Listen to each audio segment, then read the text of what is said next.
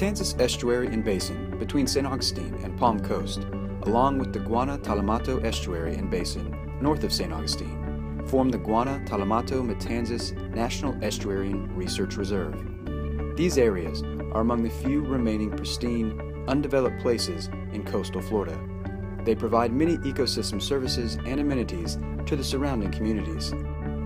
Estuaries protect water quality by filtering out dirt and pollution, act as natural buffers, absorbing floodwaters and dissipating storm surges, and estuarine plants help prevent erosion and stabilize shorelines. In addition, estuaries have important commercial value, and the resources provide economic benefits for tourism, fisheries, and recreational activities. The mission of the GTM Research Reserve is to achieve the conservation of natural biodiversity and cultural resources by using the results of research and monitoring to guide science-based stewardship and education. The GTM Research Reserve provides long-term weather, water quality, and biological monitoring, as well as opportunities for scientists and students to conduct research and learn in a living laboratory and classroom setting. One thing I think a lot of us also experienced were changes in our environment. Places that we used to be able to go fishing that were now closed, or places we used to swim which became too polluted to swim. And seeing this disturbing trend as I was growing up led me to pursue a degree in science and marine ecology. We are here to, first of all, immerse ourselves in the Matanzas Basin. That's the site of our project that is focusing on looking at sea level rise into the future and how it might impact this estuary and watershed around it. The models are predicting that the sea level is not only going to rise in the future, but also rise at a faster rate. And that's going to affect the low-lying areas along the coast. And in Florida, we have a lot of coastline, so it's really important in Florida that we look at this issue and plan for it. Florida's low-lying coastline leaves habitats and development particularly vulnerable along the coast and bordering estuaries to sea level rise. Many impacts have already been noted in the Matanzas Basin, including flooding, erosion, saltwater intrusion, pollution from failing septic systems, and habitat changes. Additionally, the porous aquifer system of Florida's groundwater has also come under threat by intruding saltwater. This threatens not only drinking water, but crops which can be damaged from salty irrigation. Furthermore, habitats are already being squeezed by coastal development and rising waters. This can lead to a loss of ecosystem services and extinction threats to sensitive species.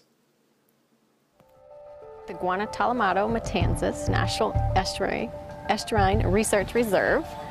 We call it GTM NERR for short, and so I'm the watershed coordinator there. When you have sea level rise that comes up and impacts the marsh, people aren't going to see that immediately because they see what has happened to their house, but not what has happened to the marsh. Eventually they'll see that impact in the shortage of fish and the lack of birds and things in the area. So really this study is important to the reserve because we really want the benefits of the marsh to become visible to the local people here. Our challenge here is that there are some knowns and there are some unknowns about sea level rise. For instance, we know sea level is rising. The rate of rise at this point is not very alarming. It has been increasing, but it's not at a point where we really are truly concerned at the immediate rates of sea level rise. And that's because natural systems, the way marshes accumulate sediments or beaches grow, can keep up with the current rate of sea level rise. Marshes and beaches change naturally with time. The concern is projections for the future. And there's uncertainty in those projections. There's uncertainty in terms of how much humans are affecting sea level rise changes. There's uncertainty in what these rates may be. So the focus of this project is for us to look at scenarios.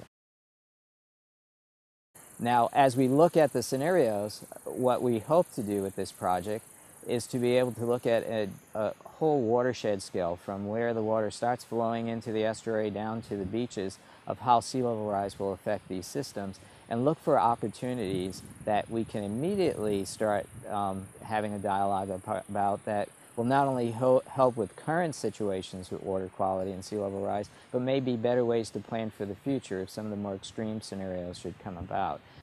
The project team has investigated ecological corridors and future population growth to identify areas of potential conflict with sea level rise. Using geospatial modeling, such as SLAM and bathtub models, areas of highest risk can be identified and prioritized. The project's Matanzas Basin Steering Committee is composed of diverse local government and private stakeholder representatives in the area. Through a structured collaborative process with the project team, the committee meets quarterly to provide input that helps shape planning scenarios, visualizations, and communication products. And I have kind of a unique position here on this committee or stakeholder group as being the only developer. And I know a lot of people in the group probably feel the same way, that I'm somewhat unique, and I think we're all probably a little guilty of the us and them mentality. And I think as we move forward on this issue and a lot of other issues, it's important to get beyond looking at us and them. The question in my mind is, as sea level occurs, what impact is that going to have on us, and how can we adequately prepare for that, so that as we have people that are moving into our region, as we have businesses that are coming, how can we prepare for climate change? How can we prepare so that the overall resources are all enjoyed by the future residents and commerce of our county? Public workshops are used to inspire dialogue about the relationship between sea level rise, future population growth, development patterns, and environmental conservation. Public outreach and input is vital for understanding popular opinion, educating citizens, and gaining valuable feedback on project goals. There is an inherent difficulty in relating the scope and complexity involved with sea level rise. Over the course of the project, multiple workshops and meetings have been held utilizing different formats and methods of communication to maximize public participation and understanding. It will ultimately be up to local decision makers, leaders, and residents to decide which planning course they would like to chart. Land use planning can be used as a tool for long-term adaptation and has the added benefit of also being cost-effective.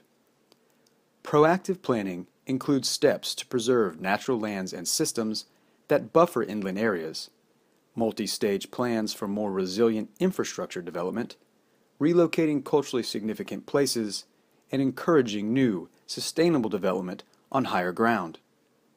Accommodation strategies adapt to rising water levels through design measures such as elevating infrastructure or implementing stormwater improvements.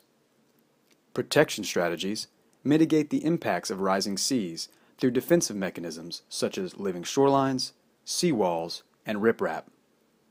Planned relocation involves the actual movement of development and infrastructure away from high-risk areas. Sea level rise is occurring and will continue to accelerate. Planning is a slow process, and if we are to meet the challenges of future sea level rise and coastal change, the work must begin now. There exists a responsibility for public safety, health, and welfare. Proper planning can increase public confidence, reduce liability, and market uncertainty.